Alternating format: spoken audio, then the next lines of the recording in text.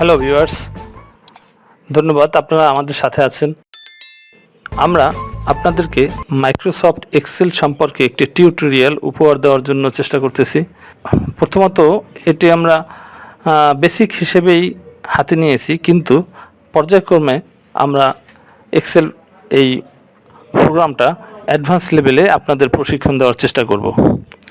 আপনারা সবাই আমাদের সাথে থাকবেন শেষ পর্যন্ত, তাহলে আমরা আমাদের এই প্রচেষ্টার সফলতা লাভ করব, সাথে আপনারাও সফলতা লাভ করবেন। মাইক্রোসফট এক্সেল শেখার জন্য আপনার কম্পিউটারে একটি মাইক্রোসফট এক্সেল ইনস্টল করা থাকতে হবে। আপনাদের পিসিতে যদি এটা এক্সেল ইনস্টল করা না থাকে, তাহলে অবশ্যই মাইক্রোসফট অফিস ইনস্টল করে নেবেন। মাইক্রোসফট অফিসের সাথে আপনার এক্সেল প্রোগ্রামটা পেয়ে যাবেন। আমরা স্টার্ট বাটনে ক্লিক করব। কিবোর্ড থেকে অথবা মাউস থেকে স্ক্রিনের স্টার্ট বাটনে ক্লিক করব। এরপরে আমরা মাইক্রোসফট অফিস থেকে মাইক্রোসফট এক্সেল প্রোগ্রামটি অন করব। মাইক্রোসফট এক্সেলে ক্লিক করলে পর্যায়ক্রমে রান করবে।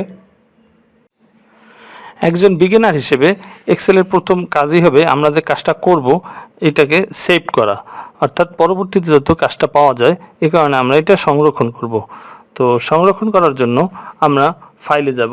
ফাইলে গিয়ে সেভে ক্লিক করব এবং পিসির যে কোনো একটা ড্রাইভে অথবা যে মাই কম্পিউটার মাই ডকুমেন্টে অথবা যে কোনো একটা ড্রাইভে নির্দিষ্ট স্থানে যেখানে আমাদের পছন্দ সেখানে আমরা ফাইলটা সেভ করব এবং পরবর্তীতে আমরা এটা ওপেন করে আমরা আবার চর্চা করতে পারবো।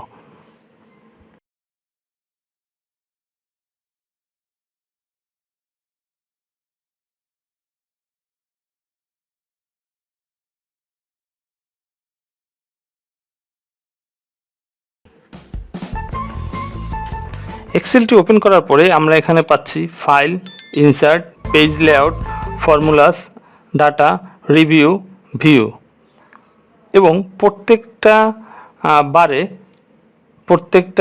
বারে আলাদা আলাদা আইকন আছে। আমরা এই আইকন সম্পর্কে এবং এই শুরুতে আমরা মেনু এবং এই আইকন সম্পর্কে শিখব না। আমাদের প্রোগ্রামগুলো সামনের দিকে ফর্মুলার সাথে পর্যায়ক্রমে এই কাজগুলো আমরা শিখে নেব। এক্সেল ওপেন করার পরে আমরা নিচের দিকে বাম পাশে শীট 1, শীট 2, শীট 3 এভাবে লেখা পাচ্ছি। মূলত এর প্রতিটা একটা ওয়ার্কশিট।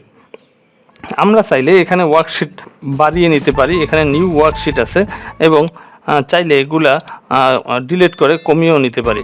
এই এক্সেলের ওয়ার্কশিটে প্রতিটা ওয়ার্কশিটে বিপুল পরিমাণে কলাম এবং রো আছে, যেমন এ, বি, সি, ডি, ই, এফ, জি, এইচ, এই যে ধারাবাহিকভাবে লেখাগুলো আছে এগুলা কলাম এবং 1, 2, 3, 4 এভাবে নিচের দিকে যাচ্ছে। এটা হলো রো। প্রতিটা কলাম এবং প্রতিটা রো এর সংযোগস্থলে যে সেলটি থাকে, যে ঘরটি থাকে তাকে সেল বলা হয়।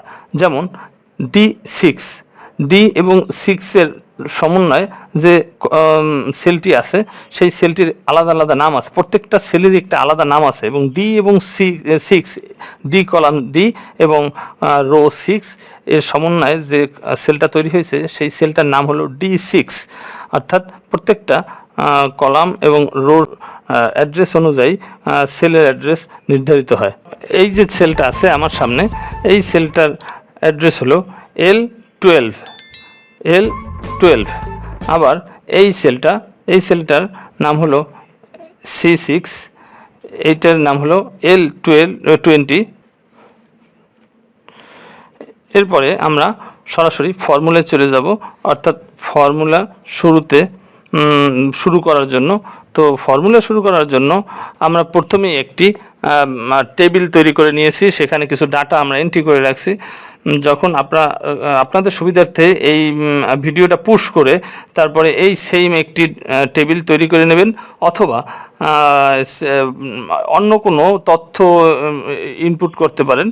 আমরা এখান থেকে আপনাদের ফর্মুলার প্রথম শুরু করব এবং আমরা অনুরোধ করব যে আমাদের সাথে যদি থাকতে চান তাহলে আমাদের এই চ্যানেলকে সাবস্ক্রাইব করুন এবং লাইক করুন এবং বেল আইকন বাকি বাজিয়ে দেবেন, যাতে করে আমাদের প্রতিটা ভিডিওর জন্য আপনি মেসেজ পান।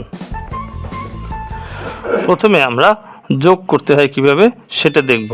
তবে যে কোনো ফর্মুলা বসার জন্য আমরা প্রথমে নির্দিষ্ট সেলে, যেই সেলে আমরা রেজাল্টটা চাচ্ছি সেই সেলে ইকুয়াল টু দেবো, অর্থাৎ সমান সমান। সমান সমান দিলেই আপনি দেখবেন ফাংশন কাজ করতে শুরু করেছে।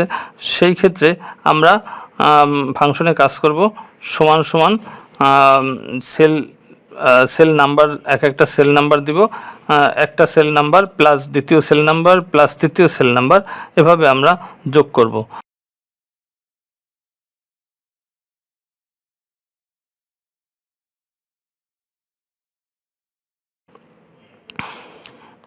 দেখুন রেজাল্ট চলে আসছে।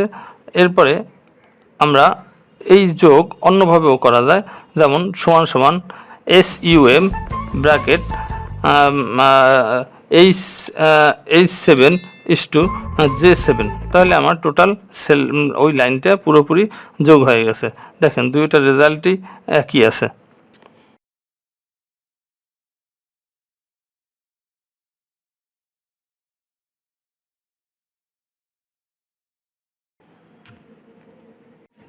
আমরা প্রতিটা সেল আলাদা আলাদাভাবেও যোগ করতে পারি, যেমন সমান সমান H27 plus H26 plus H25 plus H24 plus H23, এভাবে আমরা সর্বশেষ H7 পর্যন্ত আমরা নিতে পারি।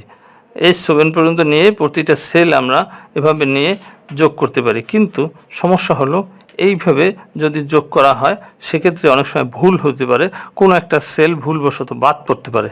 তবে এই পদ্ধতি যে একদম অ্যাভয়েড করবেন তারও উপায় নেই, এই পদ্ধতিও আপনার কখনো লাগতে পারে, এই কারণে আমরা এটা শিখে রাখবো।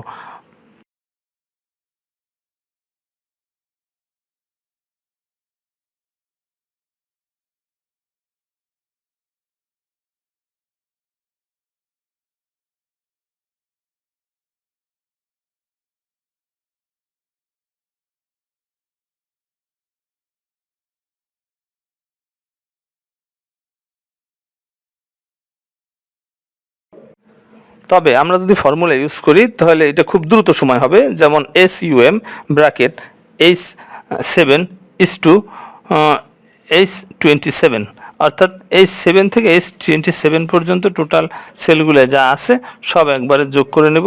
দেখেন দুইটার এই রেজাল্ট একই আসছে, 570 এবং 570।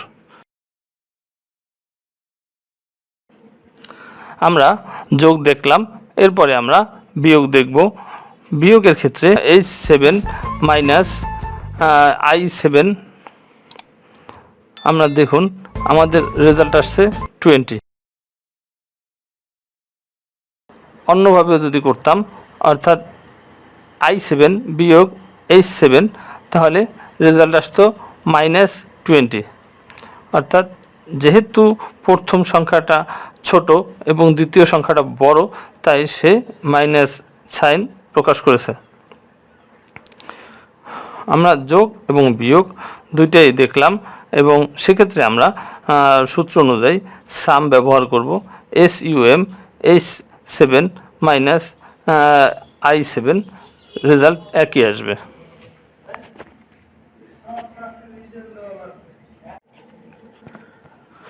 গুণ করার ক্ষেত্রে সমান সমান SUM ব্র্যাকেট H8 গুণ I8, অর্থাৎ 30 এবং 60-এর সাথে আমরা গুণ করলাম। এবার আমরা ভাগ করব।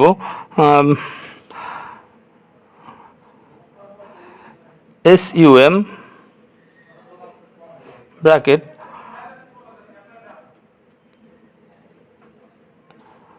I8 ভাগ H8, ভাগ চিহ্ন অবলিক হিসেবে, অবলিক ব্যবহার করা হয় ভাগ চিহ্ন হিসেবে।